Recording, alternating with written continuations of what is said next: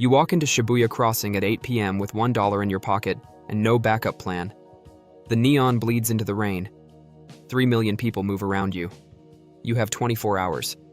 Most people think this is impossible. They're wrong, but not in the way you think.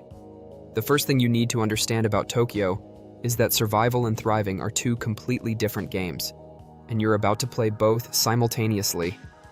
$1 doesn't get you a meal in most of the world. In Tokyo, where a single bowl of ramen costs $8 to $12 and a convenience store sandwich runs $6, $1 should mathematically mean you starve. Except Tokyo has a secret that tourists never discover because they're too busy spending $150 on a 3-hour meal in Ginza. You start in Ueno Park at dawn, and this is where your dollar begins its transformation. There's a vending machine that sells coffee for exactly 100 yen. That's less than $1. You buy it. 70 cents remains. The coffee is hot. The cup is warm in your hands. You're not thinking about money yet. You're thinking about the fact that you're awake in a city that's still sleeping, and everything costs less when the city hasn't fully opened its eyes. By 9 a.m., you're at Tsukiji Outer Market. This is the second layer most survival challenges miss. Around the wholesale fish markets, there are small stalls where vendors give away samples. Grilled scallop skewers, fresh tuna, tamagoyaki, Japanese egg omelet. You're not begging. You're just present.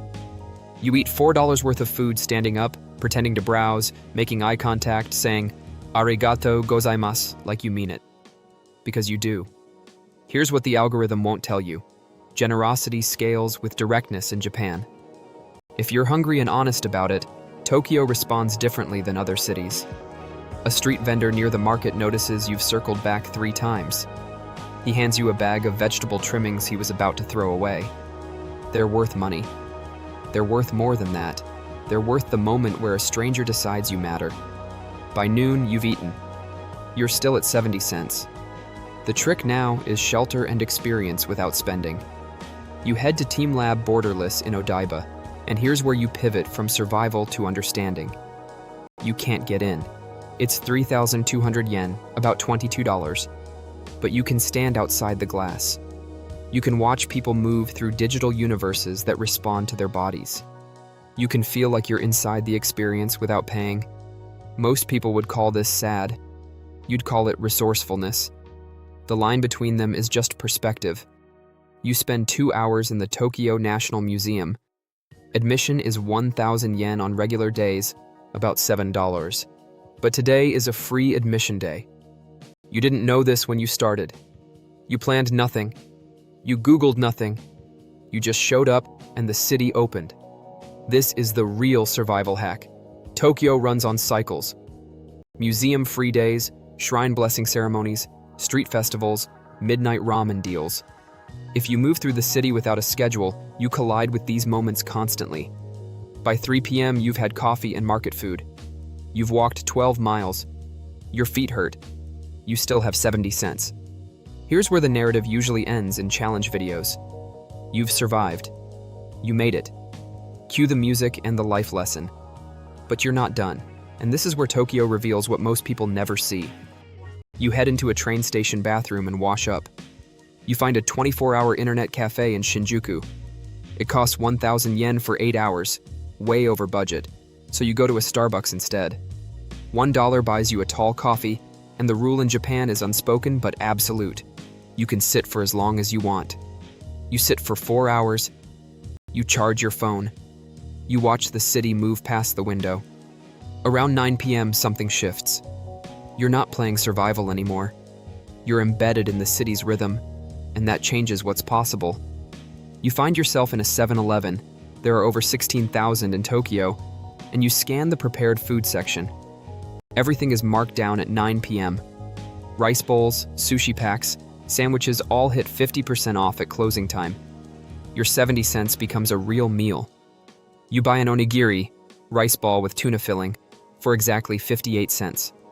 You sit on a bench outside and eat slowly, deliberately, tasting every grain because you understand now that scarcity teaches attention. But there's a second layer to this moment, and this is the part that matters. You didn't survive on $1 because you're special, or because you discovered some secret hack. You survived because Tokyo, despite being one of the world's most expensive cities, has built-in mechanisms for the invisible. The free samples, the free museums, the discounted food, the public spaces, the assumption that dignity isn't negotiable even for someone with 70 cents.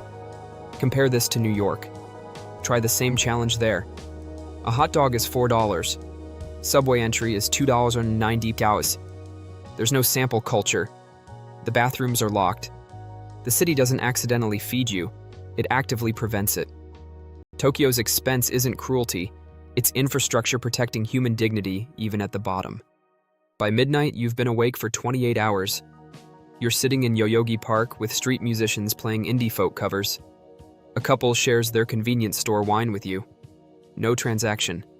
Just the simple mathematics of shared space. You haven't spent money in 6 hours. You're fuller and more present than you've been in weeks. The final morning, you have exactly 12 cents left. You sit on the Yamanote train, the loop line that circles Tokyo, and ride it for the full 35 minutes. It costs nothing if you already have a pass, or it costs one fare if you don't. You don't. You ride it anyway, and a station attendant walks past without checking. Maybe he didn't see you. Maybe he did and chose not to care. Here's the trap, though, and this is what the internet won't tell you. Completing a dollar challenge in Tokyo doesn't prove Tokyo is cheap. It proves Tokyo has mercy built into its design, and mercy is invisible until you need it. Everyone who watched your challenge thinks they learned something about budget travel. What they actually learned is that you survived because a city full of strangers chose, collectively and without coordination, not to let you fail. You leave Tokyo with the same dollar you arrived with, technically unspent, and you're richer and poorer in ways money can't measure. Some cities feed you. Some cities make you fight. Click the link in the description to get more useful travel tips and tricks today.